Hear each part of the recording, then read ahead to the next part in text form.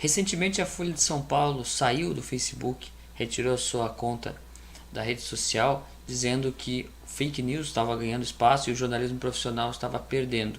Essa foi a desculpa que a Folha de São Paulo arranjou para sair de cena quando estava perdendo justamente seguidores na sua página, né?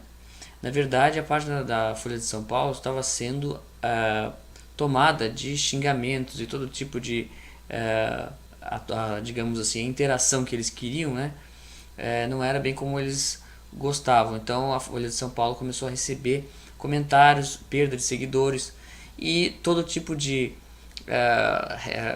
digamos assim, uma rejeição muito grande, né? Por causa justamente da sua posição ideológica muitas vezes e alguns claros erros de informação no intuito de manipular mesmo os leitores.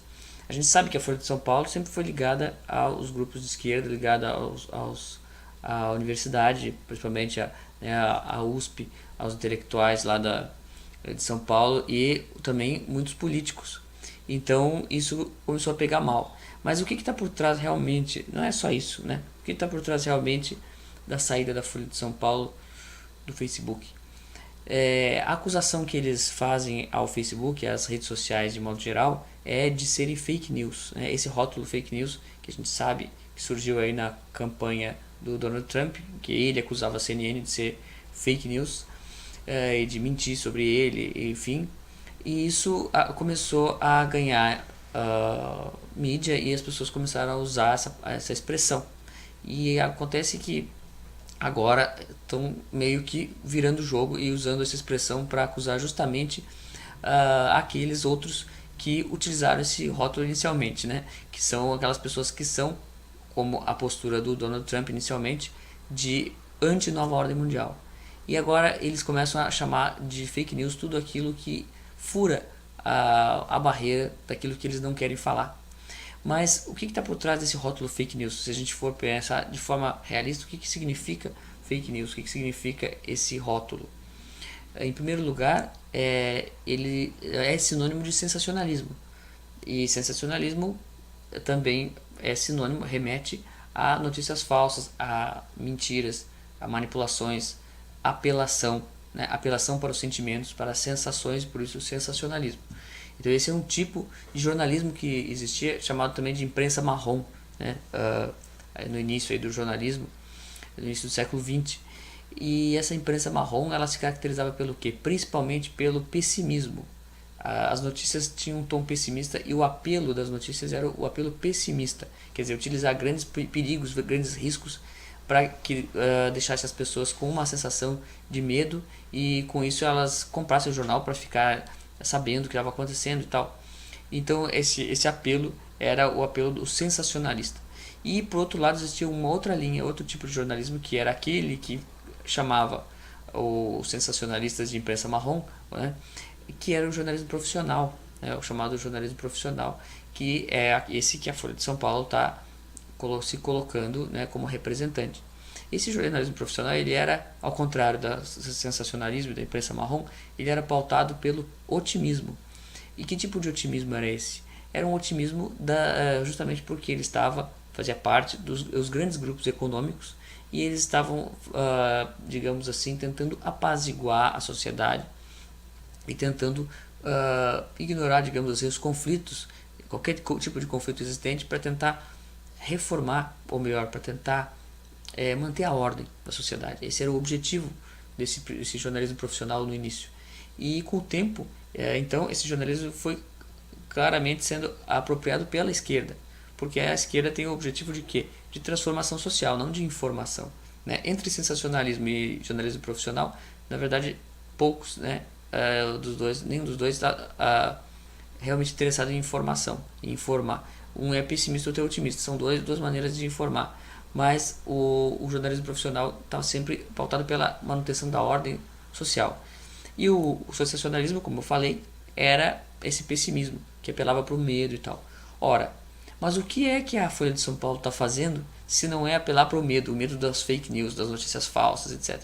Então, ela quer angariar essa imagem positiva do jornalismo profissional, né, como aquele que é otimista e que quer a ordem, que é o bem da sociedade, bem intencionado, tudo muito bonitinho, mas ao mesmo tempo a prática é a prática sensacionalista, é a prática da manipulação e da apelação aos sentimentos, às sensações de medo, que essas pessoas ficam com medo justamente das notícias falsas.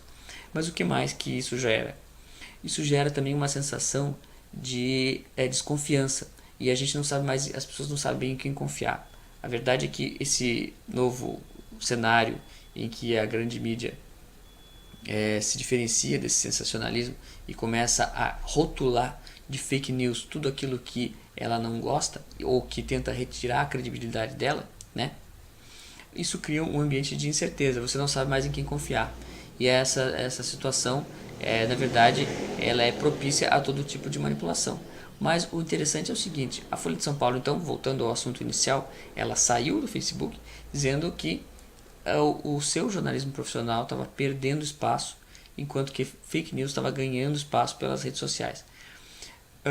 Recentemente, o Mark Zuckerberg, do Facebook, mudou a estratégia da rede social, dando mais ênfase para as relações pessoais, sociais, do que para notícias. Isso quer dizer que os links de notícias e de páginas de jornal, páginas de Facebook de jornais, elas vão ter pouco alcance. O que vai ter mais alcance são as interações sociais.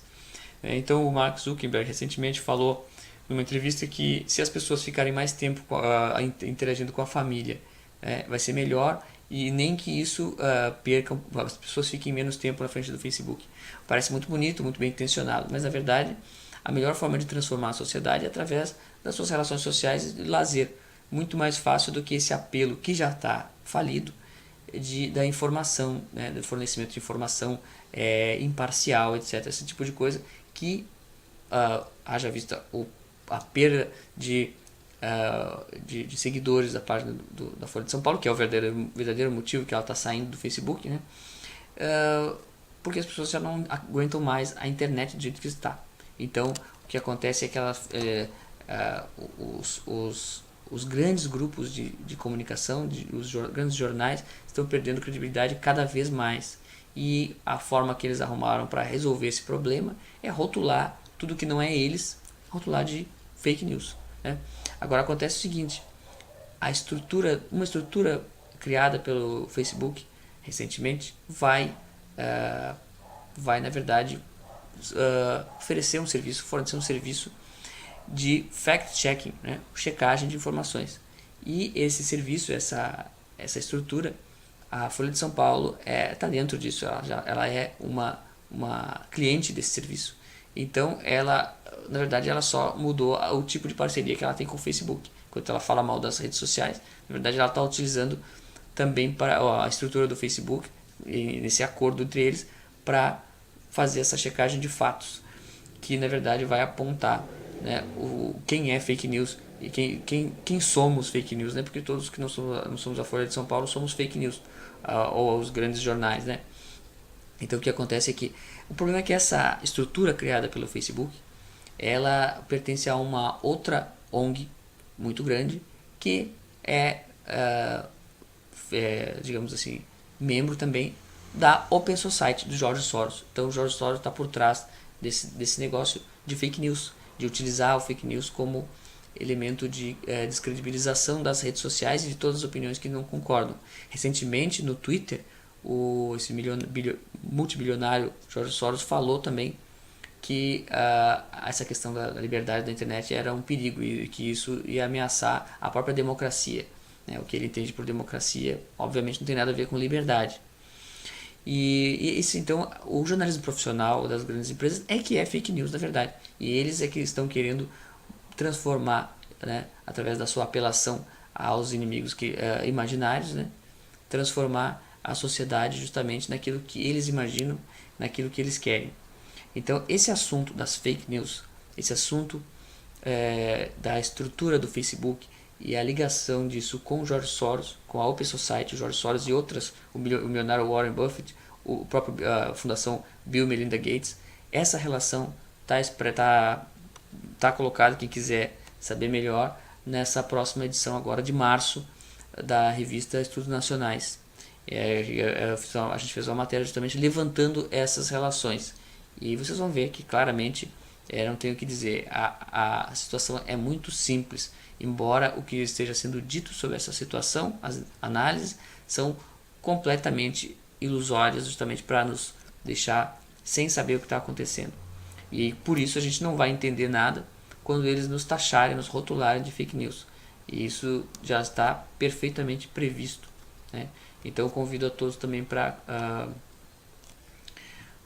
comprar, para conhecer a revista Estudos Nacionais nesse mês de março. E também aproveito para reforçar o convite aqui do meu curso, Como Ler as Notícias, né, que acontece toda quinta às 7 da noite. Então é isso.